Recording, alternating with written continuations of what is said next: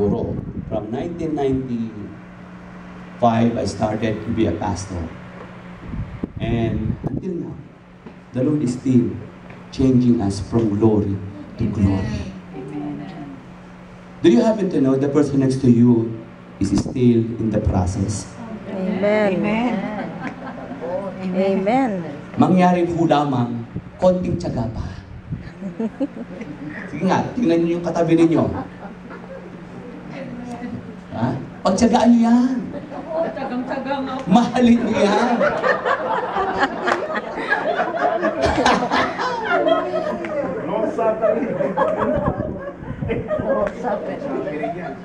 Pagpalagay nyo kaya, halimbawa, bigyan ko kayo, pagpalagay nyo kaya, lahat ng katabi ninyo ay kamukha eksakto ninyo.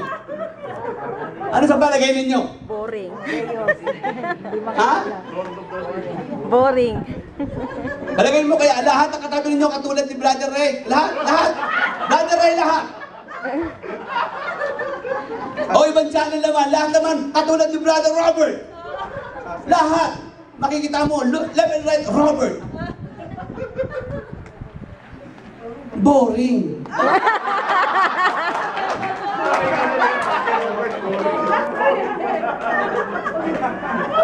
Kasi pag lahat pare-pareho nakikita mo, boring. Hello? Amen.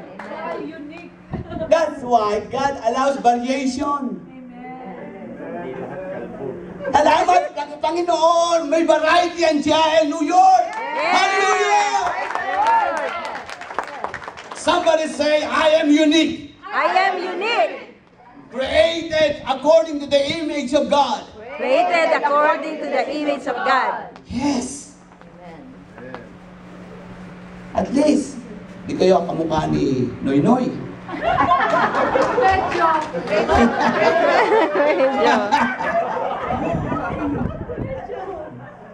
Kahapon may lumapit sa akin. Kala ko po si Noy Noy kayo. Alam mo, siguro ibang church yun yung kasama nila Pastor Ben. Yeah. Hindi po, Diyos maghakot po ang pangalan ko. But anyway, this is how God works. And God allows variation. That's why even in notes, diba, yung mga musician, kapag ka puro A, wala. Kakanta ka, lahat key of A. He is Lord, He is Lord, He is Lord, He is Lord. Wala, bakit yung kanta? Puro letter A. Walang buhay. Ano? Walang buhay. Oh. Dapat i-appreciate yung katabi ninyo. Appreciate the person next to you. I appreciate you. Okay na yung minsan may tampuhan, minsan halimbawa may konting disagreement, pero huwag niyong hahayaan yung disagreement mag-medyo. Allow those disagreement, allow those little mga issue as part of your process of your, for your character. At the end of the day,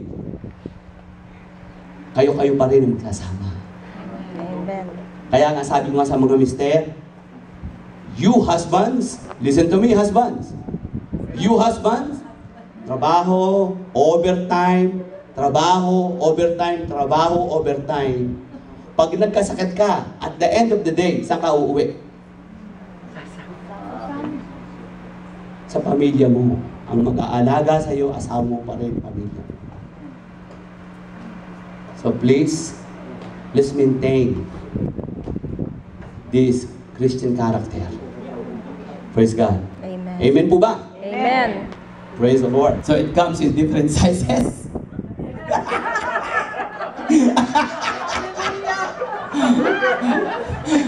No offense. Okay, no offense, alright? All comes in different sizes and color. That's true. We're down to earth. Just giving you this good idea or wisdom in color and different sizes. Please, never compare yourself to the person next to you. You are unique. Amen. Amen. Talagang ganyan yan eh. Kapag mag-ingay yan, talagang ganyan na yan. Praise the Lord. Eh, pastor, hindi tumitigil. Praise the Lord. Eh, di ilagay mo sa announcement. Walang tigil eh. Ilagay mo sa announcement. Magaling mag-announce yan. Diba? Hallelujah. Pastor, laging wala, laging wala. Magpunta, gusto niya, laging maalis. Nagdadrive. O sige, ilagay mo sa transportation ministry. It's a good thing. You have to. Do not compare yourself to others. Each one of you have a unique talent and giftings in the Lord. Praise God. That's the beauty of the church. Doon natin nakikita na tayo po ay kailangan sa bawat isa. It has no input to each outcome. Kailanman hindi dapat magtanong ang isang paso sa gumagawa. Isaiah 45 verse 9, woe to him who quarrels with his maker, to him who is but a potsherd among the potsherds on the ground. That's the clay saying to the potter, what are you thinking or are you making? Does your work say he has no hands? Lord, dapat ganito ako, kamukha ako ni Piolo ha, Lord. Right. Lord, dapat ganito. Kasing anointed ako ni ganire, ganito. No. You let Him,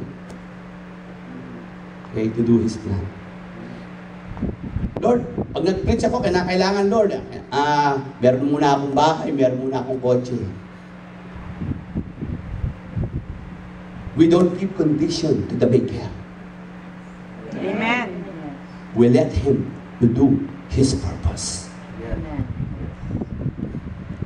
There will come a time that you will sit, let's say, 2 months, 3 months. Have you been in the library, di ba? Pagkarami-rami encyclopedia, pagkarami-rami mga books. And when you get in the library, you will just pick one. Could it be possible that when God visit in the church, in His house, then lahat po tayo nakahilera roon? Then here comes God, will pick and select one. And then by the time that He's about to pick you, that means ready ka na to be used. You're about to be unveiled.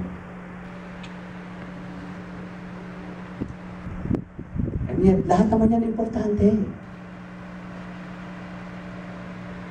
May timing nga lamang. Pag dumating ang timing mo, hinugod ka na sa shell. Praise God. Ang ginagamit po ng Panginoon sa kanyang ubasan, yung marunong maghintay. Amen. Hallelujah. At pag dumating na yung oras mo, give your very best. Amen. Hallelujah. The reason why God picked you from that selections, you know why? Because He knows, on the first place, He knows that you are now ready. Hinug ka na. Kasi pagka hindi ka pa binunot, baka mabulok ka, mabago ka. How many Christians are like that? They already heard a lot. Many seminars already that they received. Many trainings. And yet by the time na hinugot na siya ni Pastor, Pastor, siya lang lang. Diba? Pastor, bakit ako? No talk, no English.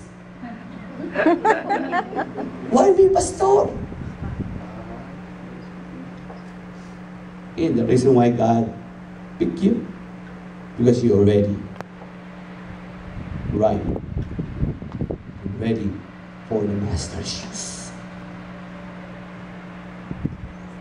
Kaya natutuwa po ako. Actually, kami ni Mrs. nung kahapon, we start observing you guys at ngayon. Natutuwa. Ngayon pa lang nung opening pa lang, natuwa na ako kay Jess na. The confidence levels. The timing is good. Yung kanyang stage presence is very good.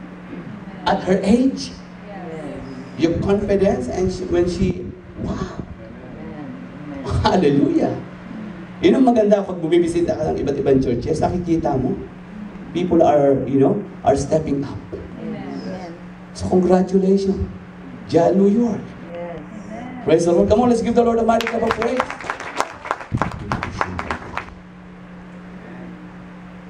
Each one of you. Don't worry about those limitations. Lagi meron yan. Minsan bago ka mag-praise, may daga. Totoo yan. Tama yan. Ewan ko na lang kung sino pang hindi dinadaga. Lahat, kahit ho kami, dinadaga pa rin kami. Pero pag naramdaman mo yun, doon mo maaalala, Lord, ikaw ito, hindi ako. Because I know myself. Lord, alam mo sarili ko. Pero the moment that we stand before the congregation, God will empower you. God will change you. And you will feel that as if you are turning into a different person. Hindi ko sinasabing Avenger kayo o Wonder Woman. That's what I'm saying here. The moment that God puts you there, He will anoint you. He will empower you. Praise God.